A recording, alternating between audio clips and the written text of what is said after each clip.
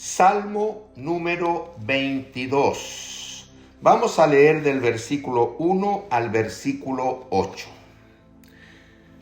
Dice así la palabra del Señor. Dios mío, ¿por qué me has desamparado? ¿Por qué estás tan lejos de mí, de mi salvación y de las palabras de mi clamor? Dios mío, clamo de día y no respondes, y de noche y no hay para mí reposo.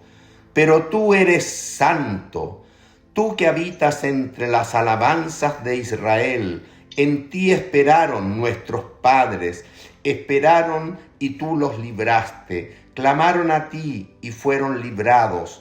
Confiaron en ti y no fueron avergonzados. Mas yo soy gusano y no hombre, oprobio de los hombres y despreciado del pueblo. Todos los que me ven me escarnecen, estiran la boca, menean la cabeza, diciendo: se encomendó a Jehová, líbrele él, sálvele, puesto que en él se complacía. Hermanos, llegamos al Salmo número 22 y quiero decir algunas palabras de introducción. Entrar al Salmo 22 es realmente pisar tierra santa. Si hay un lugar santo en la Escritura, es este Salmo. Así que debemos quitar los calzados de nuestros pies para entrar en tierra santa. Este Salmo, el hombre arriba le puso un título: un grito de angustia y un canto de alabanza. Y verdaderamente es un grito de angustia porque nos revela la pasión, la crucifixión y muerte de nuestro Señor Jesucristo, y también es un canto de alabanza porque hay victoria gracias a la resurrección y la esperanza de la segunda venida del Señor. Es un salmo de David, y como hemos dicho, a través de la experiencia de David, ya se ilustra como en sombras, como en una menor escala. En la experiencia de David se ilustra ya la experiencia del Mesías, del Hijo de David, del Dios del universo, del Rey de Reyes, Señor de Señores. Por lo tanto, hemos dicho que en muchos de estos salmos David en su experiencia va dando una profecía y un cumplimiento en el Mesías. Por ende son salmos escatológicos. Alguien también ha dicho que este es el salmo de la cruz, y estoy de acuerdo, es el salmo de la cruz, pero es más que el salmo de la cruz, es el salmo de la pasión de la cruz, pero de la resurrección y la segunda venida del Señor. Además es un salmo no solo de David, sino que compartido al músico principal sobre Ayelet Zahar, dice en su Biblia, Ayelet Zahar. Y estas palabras puesta por los judíos es el título que el judío puso a este salmo, Ayelet Zahar. ¿Qué significa Ayelet Zahar? Significa el siervo matutino, siervo con C, el siervo matutino, porque todo el salmo, el judío cuando puso este título, no sabía que todo él se iba a referir al Mesías, al Cristo.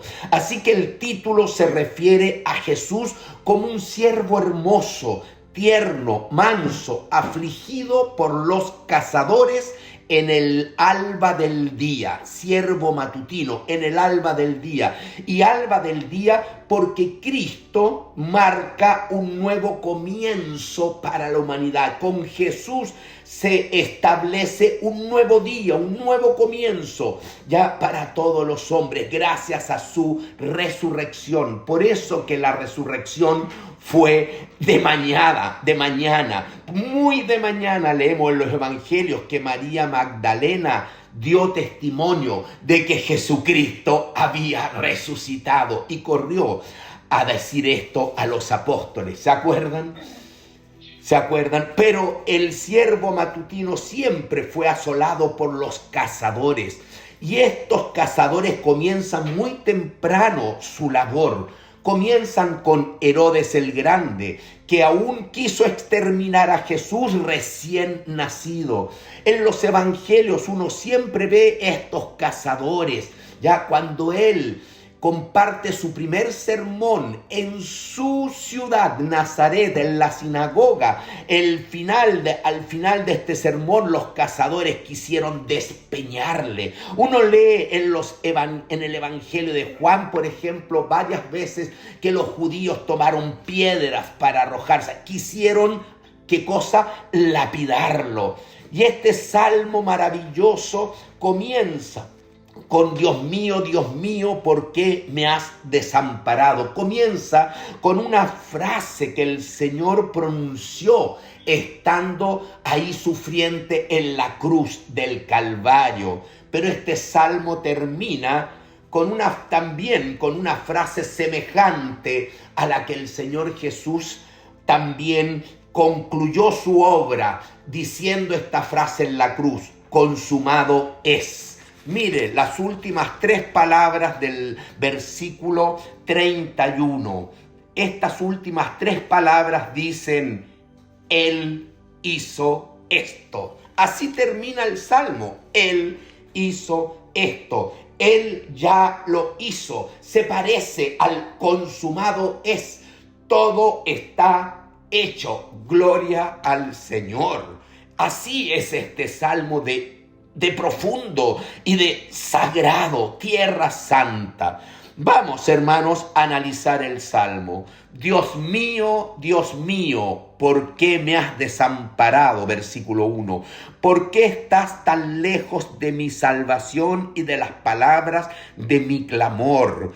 Dios mío, clamo de día y no respondes, y de noche y no hay para mí reposo. Estas palabras que el Señor Jesús pronunció en la cruz y que usted las puede ver en Mateo, así que cuando estudie este salmo tenga quizás algún evangelio. Yo he escogido tener abierto al evangelio de Mateo. Mateo en el capítulo 27 y el versículo 46. Cerca de la hora novena, Jesús clamó a gran voz. Estamos hablando de las 3 de la tarde, diciendo: Elí, Elí, lama sabactani. Esto es: Dios mío, ¿por qué me has desamparado? Así que este salmo comienza ya con aquella frase portentosa que Jesús pronuncia en la cruz. Dios mío, ¿por qué me has desamparado? Y tanto todo el versículo 1 y el versículo 2 nos hablan del mayor sufrimiento, del grito más desgarrador, de la angustia suprema que ha sufrido alguien en esta tierra, nuestro Señor Jesucristo, por amor a ti y a mí. ¿Y por qué exclama esta frase? ¿Cuál es la explicación? Yo creo que la mejor explicación la da el apóstol Pablo en 2 de Corintios, en capítulo 5 y el versículo 21. En 2 de Corintios 5, 21, el apóstol Pablo dice: al que no conoció pecado, al santo Hijo de Dios, al único sin pecado, por nosotros lo hizo pecado. Es un momento en la cruz en que todo el pecado de la humanidad, tu pecado, mi pecado, es cargado en el Hijo, al punto que Él llega a ser el pecado en sí mismo. Por nosotros lo hizo pecado. Y en ese momento que el Hijo era hecho pecado para que nosotros, dice el versículo, fuésemos hechos justicia de Dios en Él, en ese momento el Señor exclamó: Dios mío, ¿por qué me has desamparado? Porque en ese momento, cuando Él fue hecho pecado, se produjo una situación que nunca en la historia de este universo de eternidad a eternidad se había suscitado. Se produjo la separación, la división, la descomunión del Padre con el Hijo, porque el Padre, cuando Él fue hecho pecado, no pudo mirar al Hijo, dio vuelta la espalda Y todo eso lo sufrió el Señor Jesús por amor a ti. Y Él sintió esa separación eterna, que duró unos minutos, pero fue eterna. Porque eternamente ellos siempre han sido uno, siempre ha habido comunión entre el Padre y el Hijo. Pero Él en ese momento en que fue hecho pecado gritó: Dios mío, ¿por qué me has desamparado? Porque sintió y sufrió esa separación. ¿Por qué te siento tan lejos de mi salvación y de las palabras de mi clamor? ¿Qué ha pasado? Esto no lo ha experimentado nunca antes.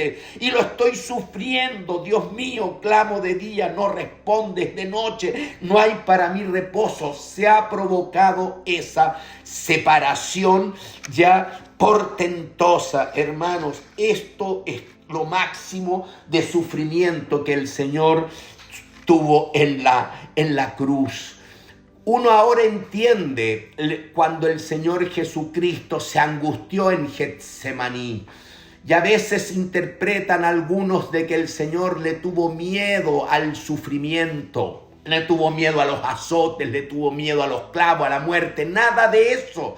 El Señor se angustió porque sabía que iba a llegar un momento en que Él iba a cargar todo el pecado y se suscitaría esta separación que nunca antes en toda la eternidad se había experimentado. Por eso es que él en Getsemaní, dice en Lucas capítulo 22, usted después búsquelo, ya el Señor se angustió en extremo y fue a orar, y orando estaba tan angustiado y tan debilitado que incluso hasta un ángel tuvo que ser enviado para sostenerle, y él en su oración brotaban de su frente grandes gotas de sangre como sudor. ¿Se entiende? Se entiende lo que el Señor Jesús estuvo dispuesto por amor a ti y a mí, hermanos. Ese es el mayor sufrimiento en este salmo. El Dios mío, ¿por qué me has desamparado? Yo creo honestamente que el Señor en la cruz, cuando estaba en la cruz, el Señor, no sé si estuvo recitando este salmo, pero estoy seguro que a lo menos, aunque creo que lo estuvo recitando, a lo menos lo estuvo pensando. Por eso es que clamó: Dios mío, ¿por qué me has desamparado?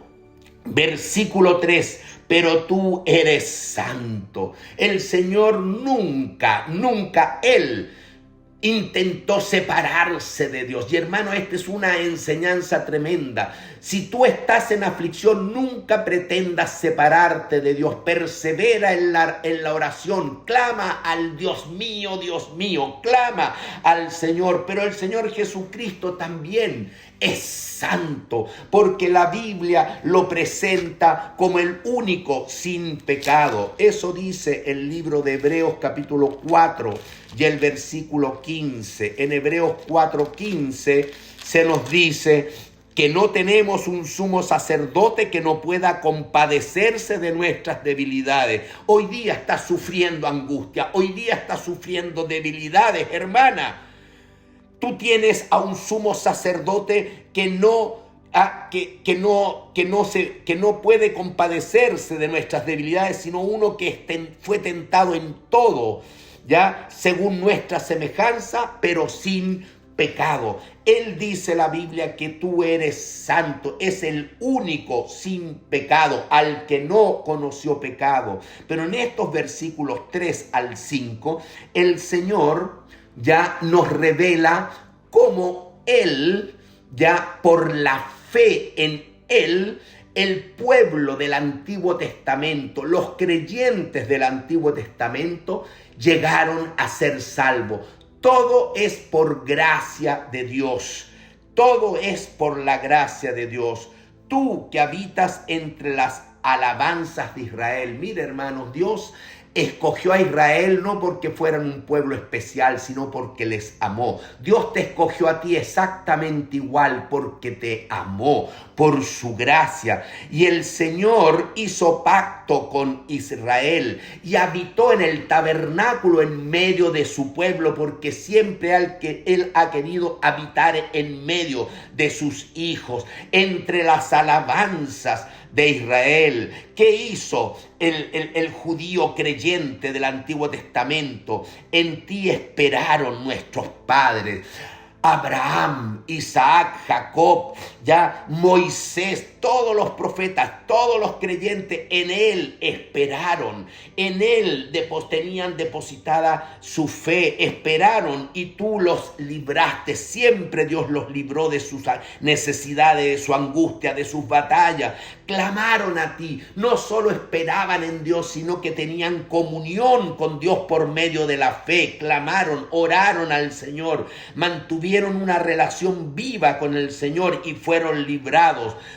Confiaron en ti. Se repiten las palabras: esperaron, clamaron, confiaron, porque nos muestra que la salvación siempre, aún en el Antiguo Testamento, es por fe. Por fe en el Señor, confiaron en ti y no fueron avergonzados. Por eso es que dice en Génesis, por ejemplo, en el capítulo 15, ya y el versículo 6, dice claramente ya que Abraham creyó en Jehová y le fue contado por justicia.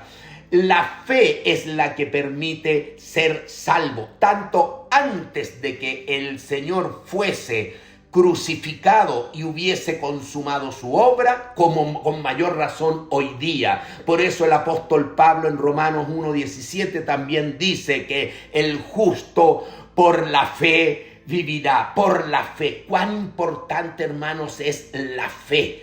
Y cuando usted lea los versículos 3 al 5, por favor, léalo con Hebreos capítulo 11, con todos los creyentes, los grandes héroes de la fe en Hebreos capítulo 11. Y ahí usted verá cómo el pueblo de Israel, del cual proviene Cristo, Él habitó en medio de ellos, Él hizo pacto con ellos y todos los que creyeron en Él fueron salvos. Gloria a Dios. Pero ¿cómo respondió la nación de Israel cuando el Señor Jesucristo les visitó? Dice Juan 1:11 que a los suyos vino y los suyos no le recibieron.